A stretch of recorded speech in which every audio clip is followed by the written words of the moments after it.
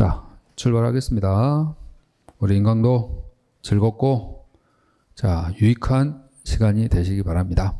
화이팅! 여러분 못 봤죠? 자, 우리 그 33페이지에 제3절 경찰 공무원법의 발생 변경 소멸이 있어요. 그래서 여러분들이 한번 또 쭉 풀어 보셨을 것 같습니다. 제가 수업 들어오기 전에 어떤 문제를 주로 풀어 드릴까 하다가 그 경찰 공무원법 파트 중에 그 타이틀 제목에 가면 판례에 따름이라는 문제들이 있거든요.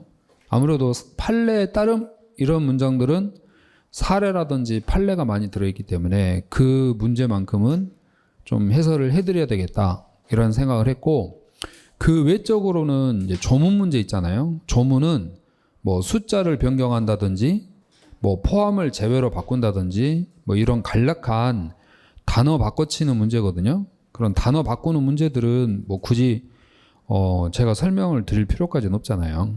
여러분이 스스로 보셔도 될 것 같습니다. 자, 그래도 1번 문제는 좀 보셔야 되겠죠. 임용의 성질인데, 우리 임용은 쌍방적 행정행위, 상대방의 동의를 필요로 한다. 동의 없는 행위를 취소로 보는 건 단독 행정행위고, 동의 없는 행위를 무효로 보는 행정행위를 쌍방적 행정행위설이라고 해요. 그래서 그 3번에 다수의 견해에 따르면 임용의 법적 성질은 단독이 아니라 쌍방적 행정행위이므로 상대방의 동의가 없는 임명행위는 무엇으로 본다? 무효이다. 이렇게 가야 돼요. 무효이다. 쌍방적 행정행위, 상대방의 동의 없는 행위를 무효로 본다. 근데 무효로 본다를 취소로 본다 하면은 단독 행정행위설이에요. 우리 그 합격 노트에도 동의 없는 행위를 취소로 보는 건 단독, 무효로 보는 건 쌍방적 행정행위설이 되겠습니다. 자, 문제 이제 나머지 뭐 2번은 틀린 것 했는데 3번이죠. 강등에 따른 전직을 제외가 아니라 포함한다라고 해야 맞습니다. 자, 문제 3번도 임용에 관한 문제인데, 그 임용장에 기재된 일자의 임용의 효력이 있다. 그리고 사망으로 인한 면직은 사망한 다음 날이다. 뭐 내용 다 맞습니다. 내용 맞는데 당시에 참 이렇게도 문제를 내는구나 했었는데요. 경찰 공무원법이 아니고 경찰 공무원 임용령 제5조에 있어요. 그러니까 내용은 맞는데 법이 아니고 임용령에 있는 규정이라는 거죠. 우리가 2023년 1차 시험 때도 40문제 중에 시험 끝나고 어려웠다라고 볼 수 있는 문제 중에 하나가 이제 견해가 내용은 다 맞는데 행동 강령의 내용이 아닌 것, 이걸 고르는 지문이었거든요. 그러니까 지문 4개 다 맞았는데 행동 강령의 내용이 아닌 경찰 공무원법에 관한 지문이 있었거든요. 그런 것처럼 우리가 타이틀을 잘 봐야 돼요. 타이틀을 잘 보고 문제를 풀어야지 무조건 틀린 지문을 찾아야 되겠다라고 생각을 하신 분들은 그 문제를 좀 어렵게 풀었거든요. 자, 따라서 임용에 관한 설명으로 적절하지 않는 것, 정답 1번이 되겠습니다. 나머지는 뭐 숫자 내용이고.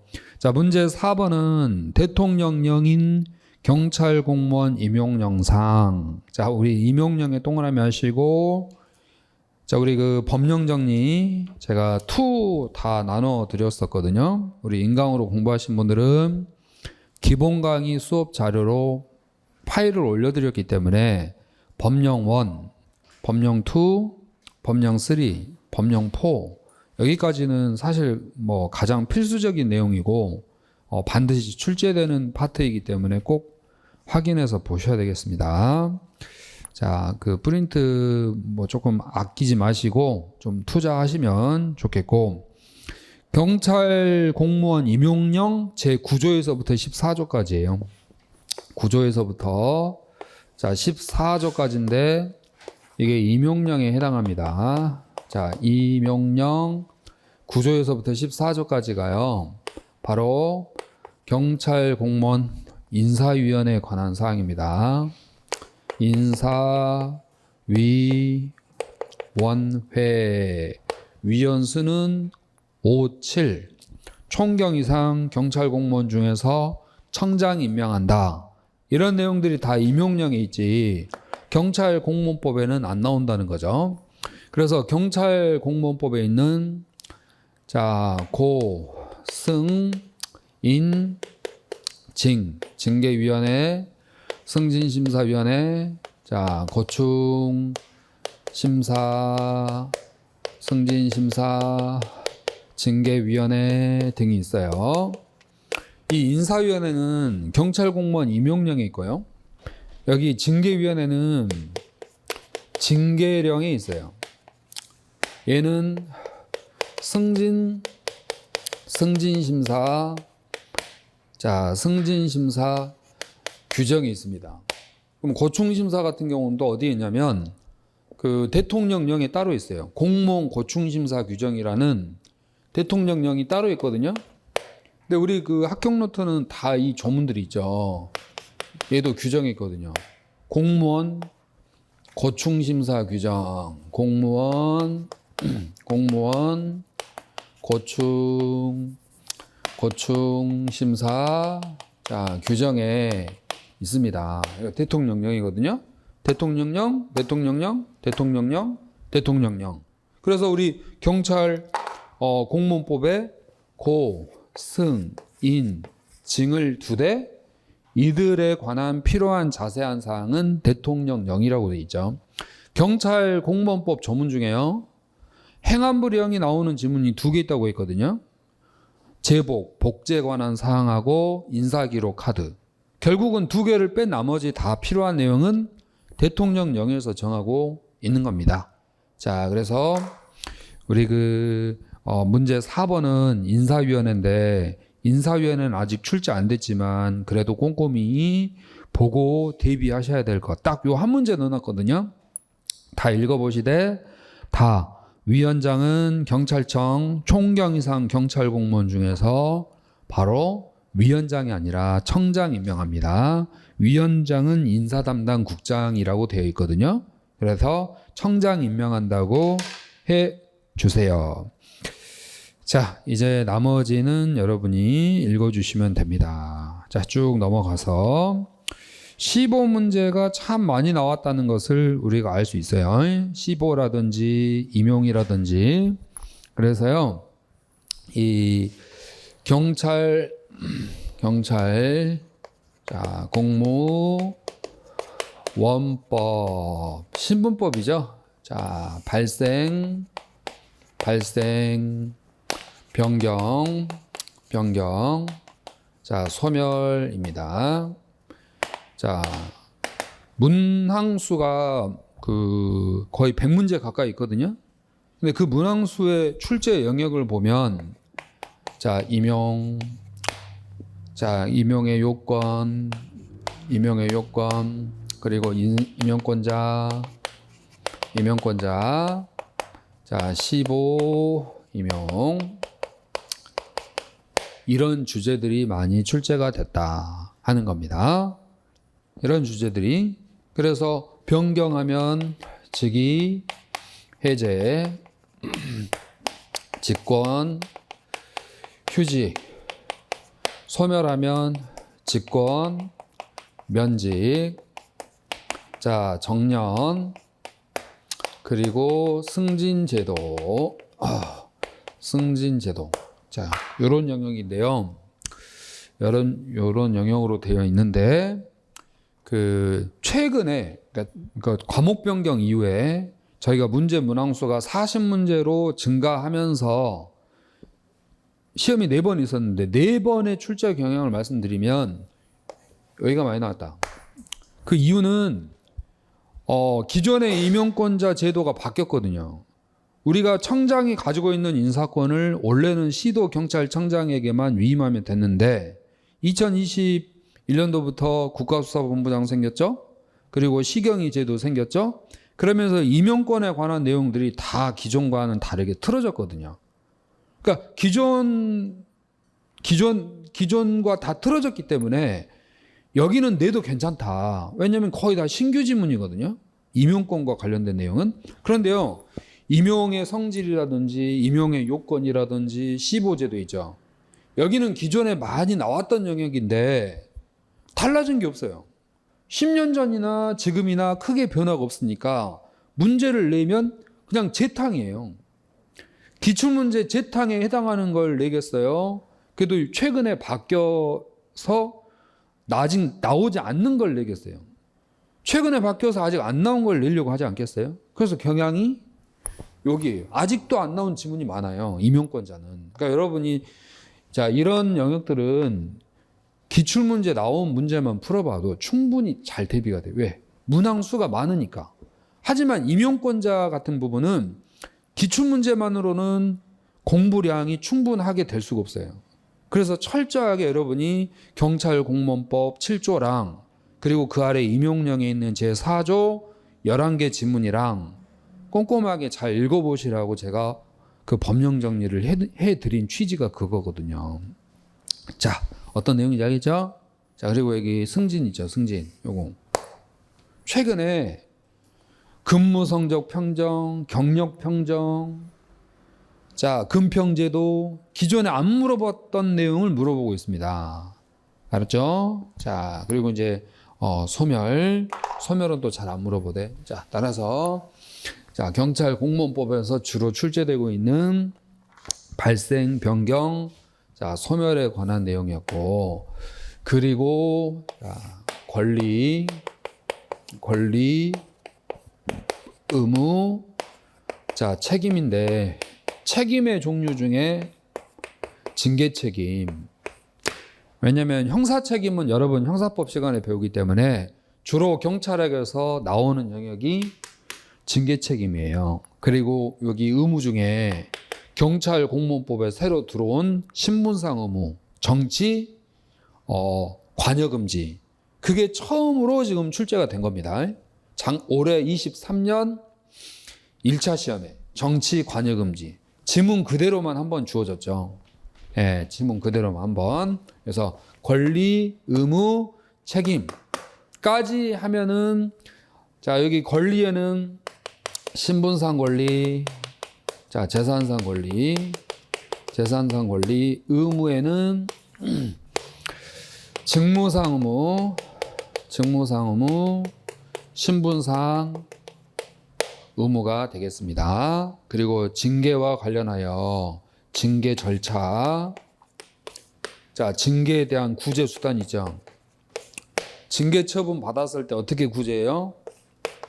소청심사, 행정, 자, 소송이 되겠습니다. 행정소송. 여기까지 하면은 여기 신분법이 끝난다는 얘기죠. 그래서 행정소송의 종류를 지금 최근 2년 동안 계속 물어보고 있죠. 행정소송의 종류, 항고소송 종류 물어봤죠? 이번 2차 시험 답이 당사자 소송이었죠. 자, 퇴직금을 덜 받았어요. 퇴직금을 더 달라. 나 부족한 금액 미지급된 거 더 달라. 라고 요구하는 소송은 소청이다. 항고소송이다. 당사자 소송이다. 당사자 소송이죠. 왜냐하면 처분을 받고 불이익 처분을 받고 예를 들어 세금 부과 처분 받고 불복으로 하는 소송이 항고소송이고 국가는 가만히 있는데 나 퇴직금 달라 라고 뭔가를 요구하고 확인하는 소송은 뭐예요? 법률 관계를 확정짓는 소송으로 이걸 당사자 소송이랍니다. 당사자 소송. 어떤 뜻이 이해죠? 그래서 우리가 소청이라든지 자, 여기 징계 절차, 자, 이런 부분들이에요. 자, 이런 부분들이 자, 대비 나오고 있는데 조문으로 나오는 건 당연히 철저하게 맞추셔야 되고 최근은 이런 신분관계 변화와 연관하여 판례들이 나오고 있다. 그래서 우리가 그 판례들을 요 기출문제에서 한번 일단 기출에 나온 판례는 다 알고 있어야 될 거 아니에요.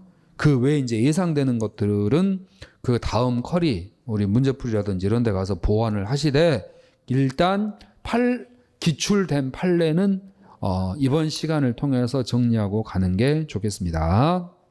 자, 35페이지 자, 34페이지는 뭐 스스로 한번 풀어주시고 35페이지 오셔가지고 12번 문제는 뭐 정년, 계급 정년 물어보고 있습니다. 15번은 결격사유, 16번에 직위해제, 17번에 승진 물어보고 있어요. 직위해제, 자, 임용의 요건, 승진, 18번은 임용권자 문제예요. 18번은 임용권자 문제인데, 자, 18번 해설 들어갑니다. 총경의 전휴직 강정복, 총경의 전휴직 강정복 이렇게 딱 나오면 경찰청장으로 가야 되니까 가는 맞고, 총경의 강등과 정직은 청장이 하니까 나는 틀렸죠.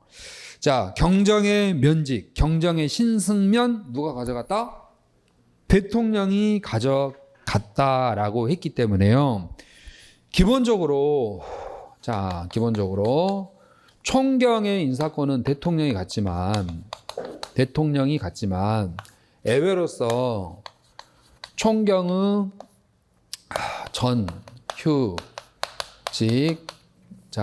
전휴직, 강정복은 경찰청장. 알았죠? 이거 노래를 부르고 다녀야 돼. 노래를. 알았죠? 오늘 수업 끝나고 꼭 집에 가는 길에 노래 부르고 가세요. 총경의 전휴직 강정복. 우리 성시경 씨가 부르면 잘 부를 것 같은데. 총경의 전휴직 강정복 경찰청장 이렇게 하면서. 알았죠? 나 음반 안 내주나? 자, 그래서 총경의 전휴직 강정복. 자, 총경과 강등의 강등과 정직은 경찰청장이 합니다. 경찰청장이. 그리고 경정의 신승면은 누가 한다? 대통령이 한다. 이건 뭐 정말 엄마가 자고 있을 때 경정해, 그럼 경정의 신승면, 그럼 대통령 이렇게 잠꼬대로 자다가 경정의 신승면 대통령. 어머니가 너 왜 그래? 왜 라면 끓여줘? 라면 신승면. 할 정도로 대비가 되어 있어야 하겠다 하는 거예요. 여기에 경감, 경위. 자, 무엇을 적으려고 하는지 아시겠죠?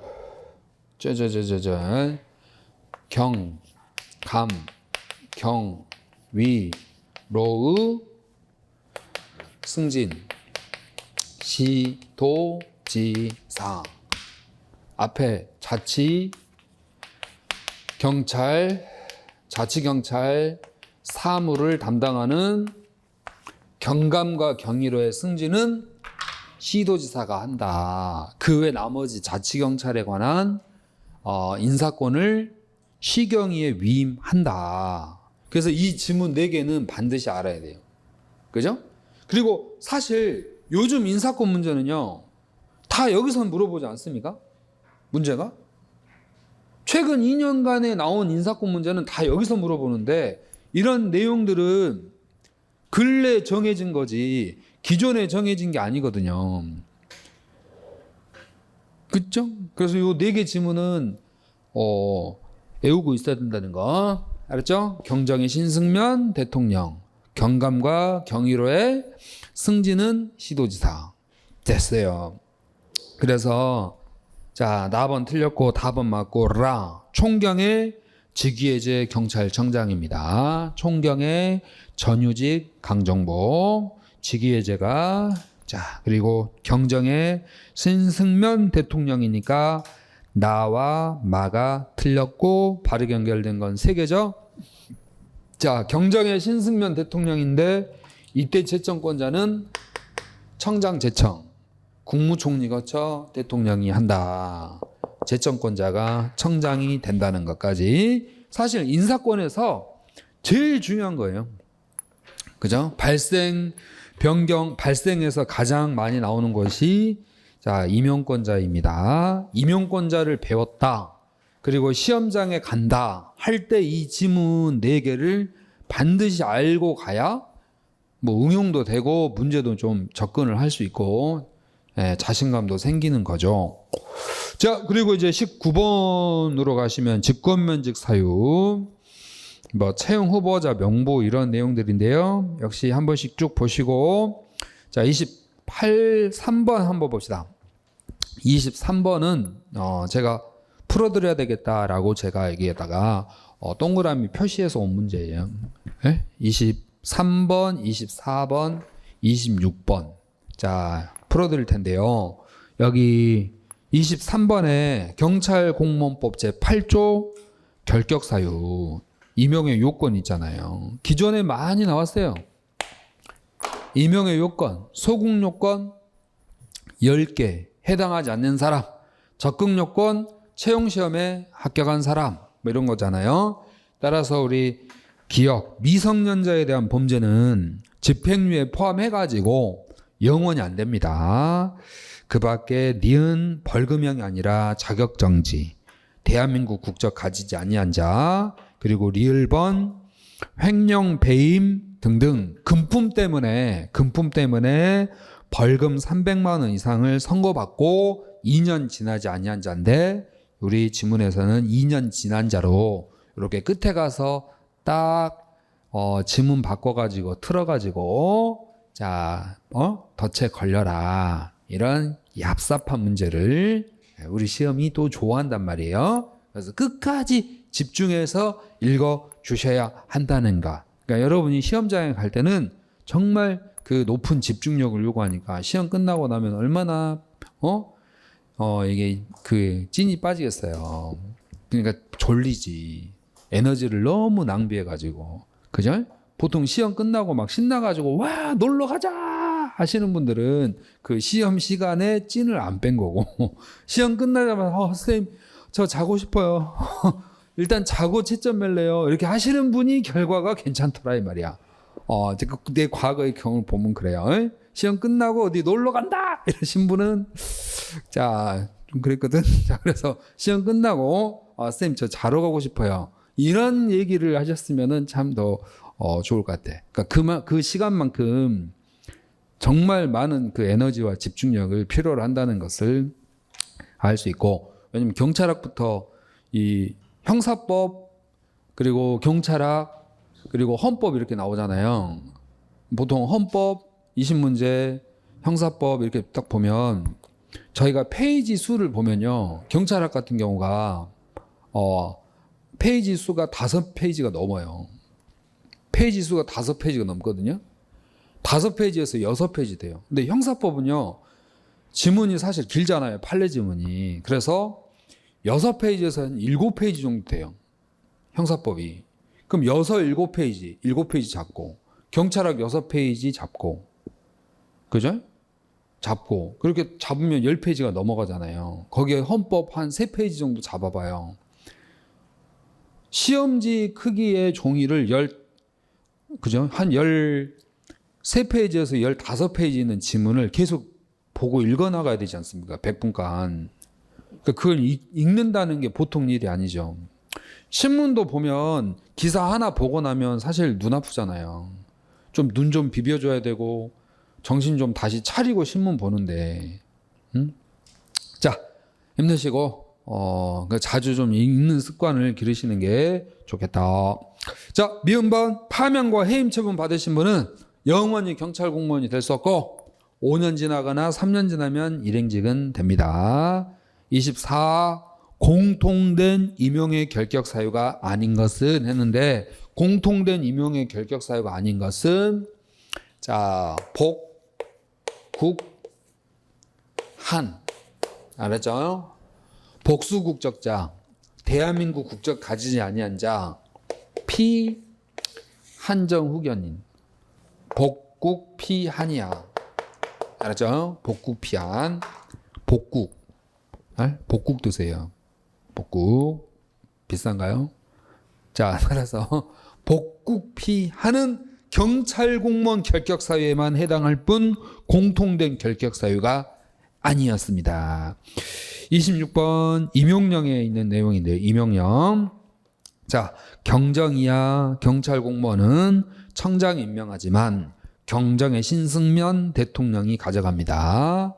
자격정지 이상 결격 사유죠. 3번. 자, 경과 종류가 우리 자, 신규 채용할 때 경과를 부여해요. 일반 경과, 수사 경과, 자, 보안 경과인데 지금 그 임용령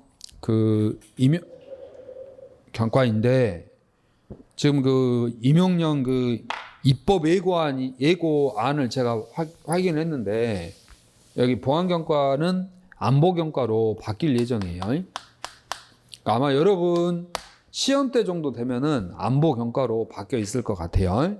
확정된 날짜가 아직 안 떠가지고 말씀 못 드리고 있는데 그 뭡니까 입법 예고 하잖아요. 그 입법 예고안 보면은 안보로 바뀌어 있어요. 이게 맞죠, 사실 안보가. 그래서 일반 경과, 수사 경과, 안보 경과, 그리고 특수 경과. 근데 이 특수 경과는 날짜는 확정되면 저기 말씀드립니다. 전자 관보에 떠야 되거든요. 그래서 이제 관보를 매일 확인하는데 이 최근에 공휴일이 좀 많아가지고 공포가 안 되네요, 법률이. 오늘도 공휴일이잖아. 공포를 하고 싶어도 공휴일이라 공포를 못 하는 것 같아. 자, 특수경과 항공. 특수 항공경과, 통신경과, 정보통신. 자, 그러면 경과는 총경이한데 여기 수사랑 보안은 경정 이하거든요. 그래서 총경의 계급이 가질 수 있는 경과는 일반 경과, 항공 경과, 통신 경과 이렇게 해서 3개가 되겠습니다. 참 문제를 요상하게도 내는구나를 경채 시험이 보여주네요. 가끔 경채 시험은요. 뜬금포 날리는 문제들이 가끔 하나씩 있어요. 뭐 중앙행정심판위원회라든지 그런 문제들이 가끔 하나씩 있는데, 자, 그래도 이제 다 또 풀어보고 가니까 우리도 한번 풀어보는 겁니다. 이제는 권리, 의무, 책임으로 한번 가보겠습니다. 자, 4절이죠. 여기 권리, 의무, 책임. 근데 문항수가 여기가 더 많죠, 사실. 권리, 의무, 책임이. 자, 그러면 가장 적절하지 않는 것 했는데 그래도 1번은 풀어봐야지. 바로 기관장 허가가 아니고 대통령 허가를 받아야 돼요. 대통령 허가. 우리 경찰학 그 시험 문제 유형 중에요. 소속 상관을 기관장으로 바꾼다든지 소속 기관장을 상관으로, 자, 대통령을 뭐 청장으로 바꾼다든지 잘하죠. 그래서 1번 기관장이 아니라 대통령이라고 해 주시고, 자, 이 문제 2번에서 여기 4번에 성실의 의무라고 있는데 성실의 의무는 국가공무원법 제55조에 있어요. 자, 국가공무원법 국가공무원법 법령정리 2. 자, 법령정리 2 25페이지에 국가공무원법이 있습니다. 25페이지 있는데, 자, 55조가 아마 선세 의무일 거예요. 그래서 정확하게 말씀을 드려야 될 것 같아서 56조다. 성실의 의무는 국가공무원법 제56조에 있습니다. 공무원은 법령을 준수하며 성실히 직무를 수행해야 된다.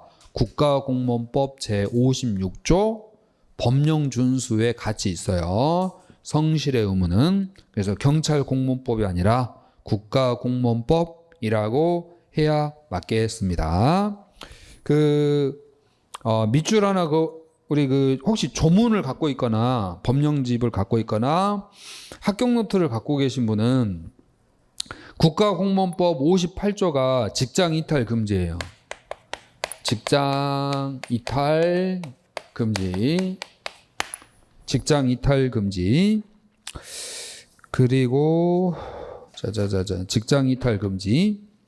64조가 영리 업무 겸직 금지예요. 자, 겸직 금지. 영리 업무 금지. 그래서 이 직장 이탈 금지가 자, 58조이고 자, 이 그 두 가지는 64조에 해당한단 말이에요. 64조에 해당하는데 직장 이탈 금지랑 겸직 금지, 영리 업무 금지는 자, 직무상 의무다, 신분상 의무다.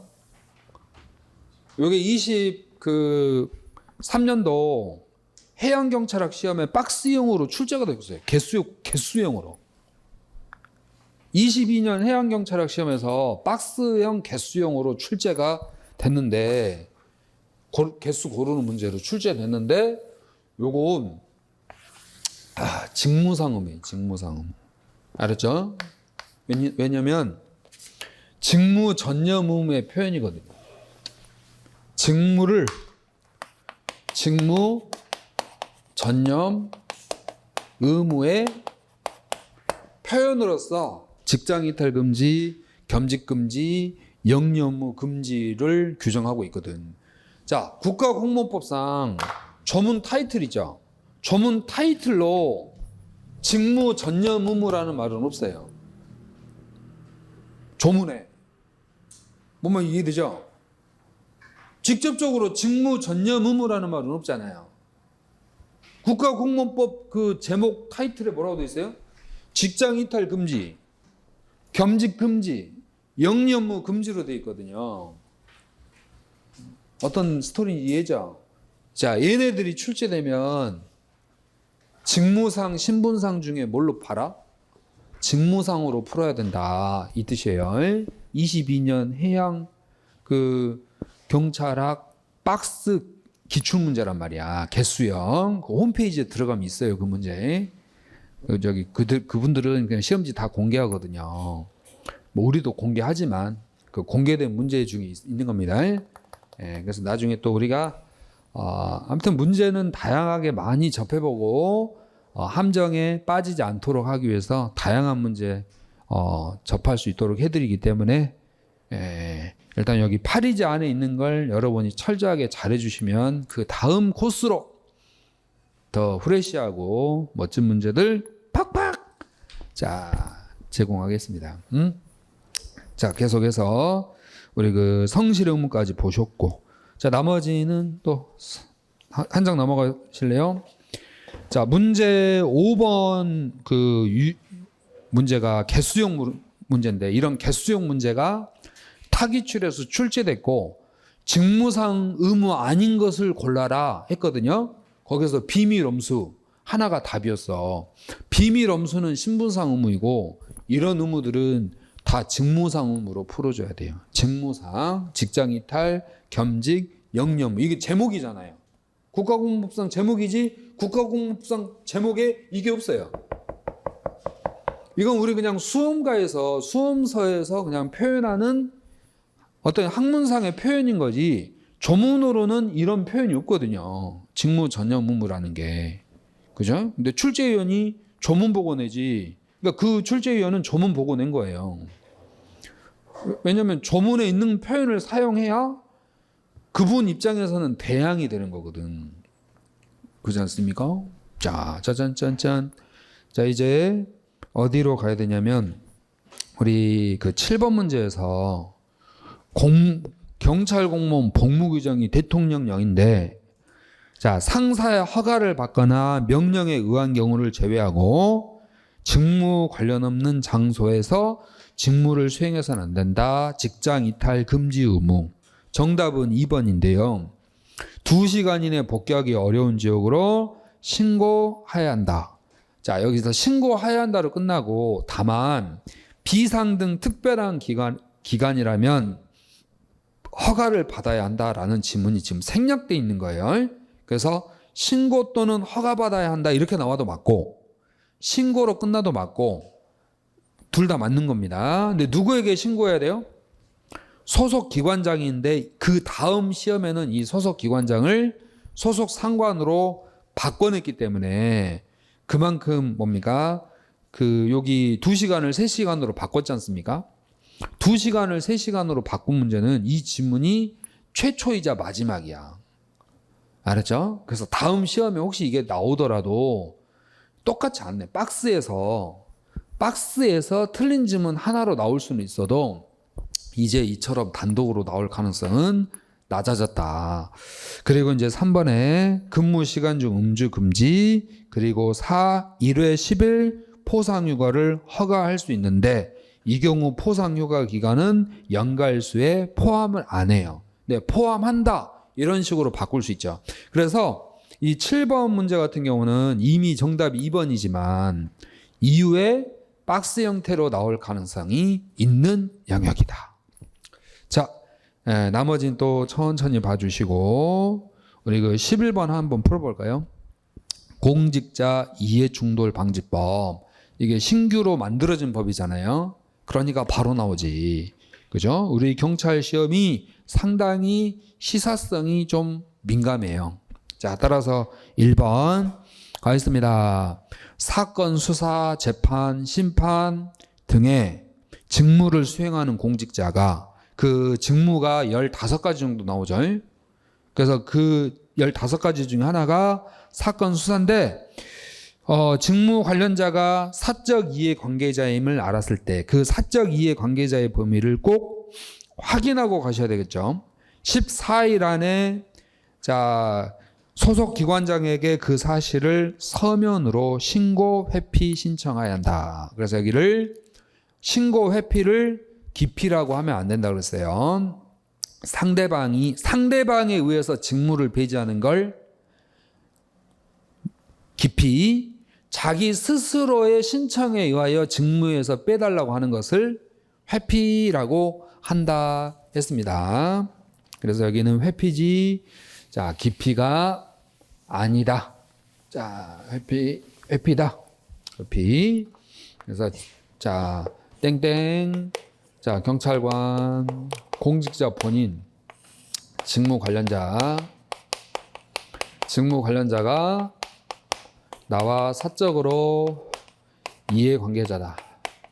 그 사적으로 이해관계자는 그 지문이 8개 있는데 가에서부터 아까지 8개 있는데 숫자 2가 6번 나온다 그랬습니다. 그래서 사적 이해관계자일 때 소속 기관 장에게 신고 또는 회피를 신청하여야 한다. 그리고 이 직무 관련자는 여기 소속 기관장에게 뭐 할 수 있다고 그랬어요? 기피를 신청할 수 있다라고 했어요. 할 수 있다. 알았죠? 자, 그리고 여기 이분이 자, 부동산을 보유하거나 매수했을 때요. 이 사람한테 신고해야 돼. 이 신고는 다 며칠? 14일. 이때 소속 기관장은 다음에 해당하는 조치를 하여야 한다. 중지, 제보, 중지, 공동수행자 지정, 재배정, 전보 조치를 한다.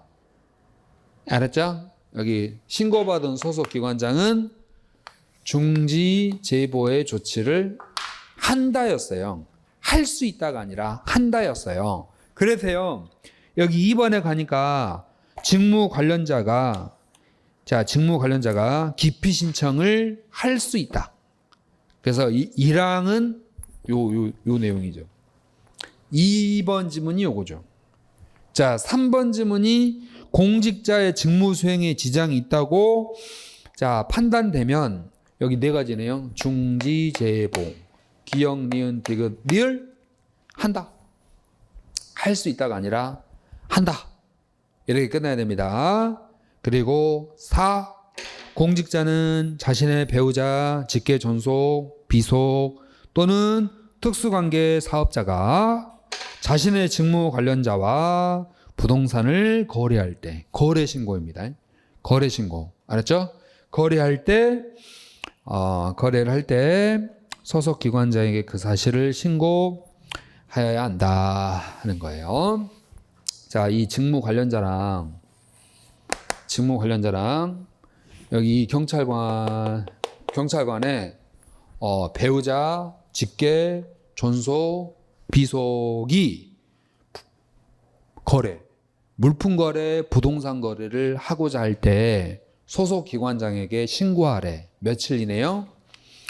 14일 이내에 신고를 해야 되는데, 단 그 직무 관련자가 친족인 경우에는 포함이다, 제외다? 제외. 그래서 친족은 제외입니다. 친족은 제외. 그러면 자, 본인, 직계, 존속, 직계, 비속. 이게 혈족이죠. 그리고 배우자.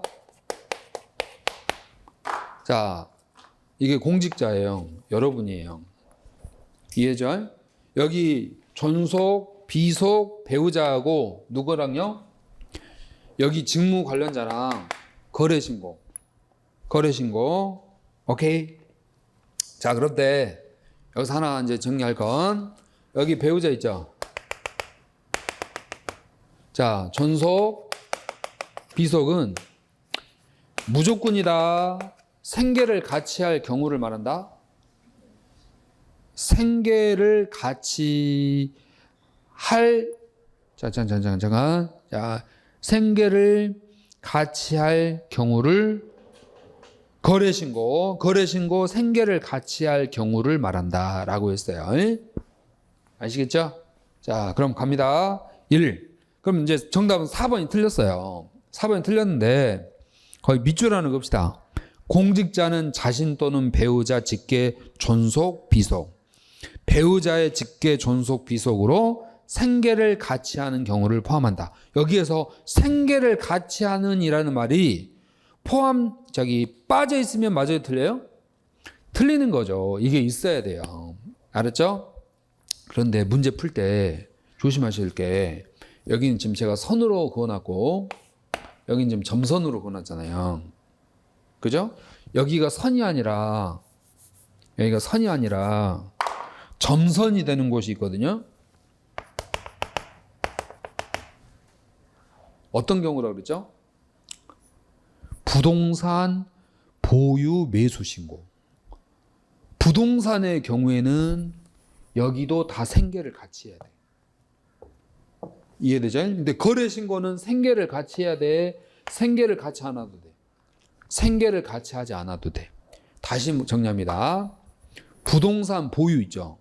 부동산 보유는 무조건 생계를 같이 해야 돼. 배우자 빼고.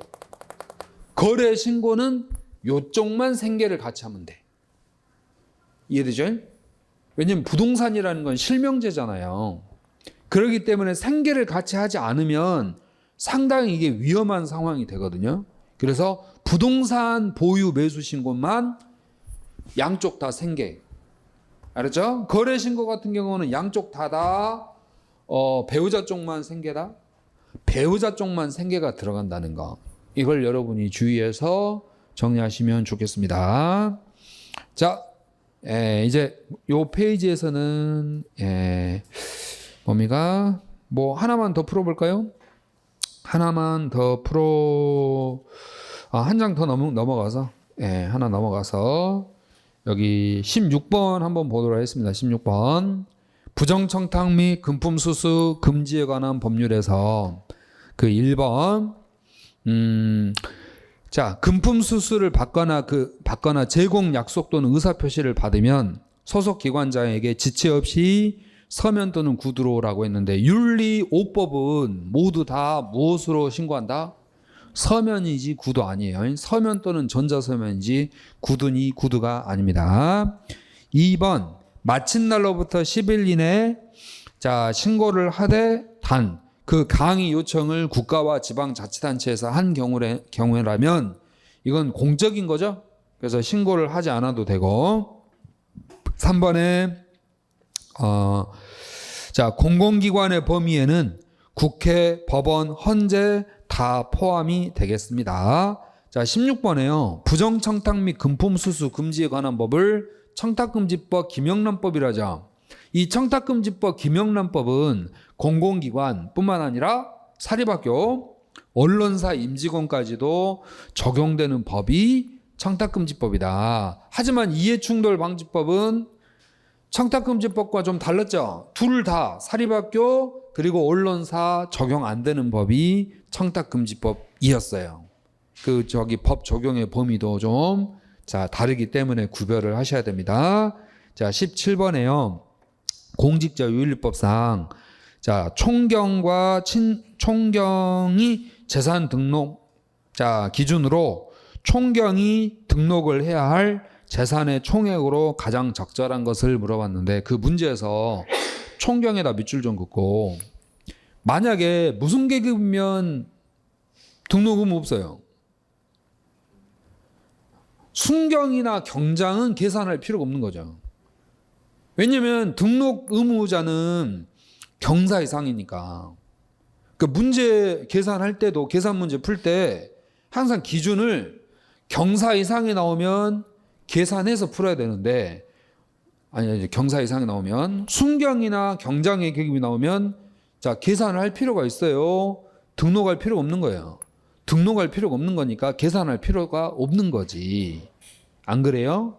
이게 문제가 사례형으로 나올 수 있거든요. A 케이스, B 케이스. 근데 B 케이스는 김순경이야. 이런 경우에는 등록할 의무가 없으니까 굳이 계산을 안 해야 되는데 거기서 신나게 계산하고 있다가 시간 다 날려먹는다는 거야. 오케이? 자, 그래서 갑은 갑 총경이 소유한 미국에 있든 아프리카에 있든 다 해야 돼. 부동산은 다 해야 되니까 5천만 원 더해주시고 아들이 소유한 예금 500만 원인데 현금성은 1,000만 원까지죠.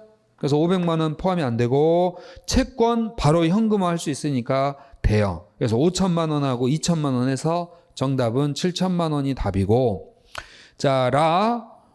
부친이 소유한 현금 해야 되지만 1,000만 원 안 됐기 때문에 할 필요가 없고 외조모, 외조부, 외가와 출가한 딸은 포함을 하지 않기 때문에 혼인한 딸이 소유한 현금도 포함할 필요가 없다 하는 겁니다. 그래서 정답은 7천만 원인데요. 여기 밑줄 하나 그어놓읍시다. 소유한 합계액, 소유한 합계액. 전부 다 소유한 합계액이야. 전부 다 소유한 합계액인데 합계액이 아니라 품, 목, 당 으로 신고해야 되는지 신고 안 해야 되는지 구별하는 품목이 있다. 그 품목이 몇 개라고 그랬죠? 술, 보, 회, 동, 당. 알았죠? 술보, 회동, 당. 술보, 회동, 당. 예술품, 보석류, 회원권, 골동품. 이건 품목당 다 얼마? 500만 원. 500만 원. 왜냐면 현금성이 아니니까. 알았죠? 한 품목당 500만 원. 소유자별 합계액 이게 아니에요. 소유자별 합계액이 아니고 품목당 별. 이렇게 문제 풀었는데 여기 없는 게 있다. 금덩어리. 금 있죠? 금은 품목당이다. 소유자별 합계액이다. 소유자별 합계액이 되겠습니다. 아무튼 다음 지금 실무에 이 문제 있죠. 경간에 출제됐죠. 이게 우리 시험에 나올 걸 안 하는데 거기서 덜덜덜 떨고 있으면 안 돼요. 자신 있게 풀 수 있을 정도 대비를 잘해서 가자. 자, 여기까지 살피셨고 잠깐 쉬었다가 여기 5절 징계 보도록 하겠습니다. 자, 수고하셨습니다.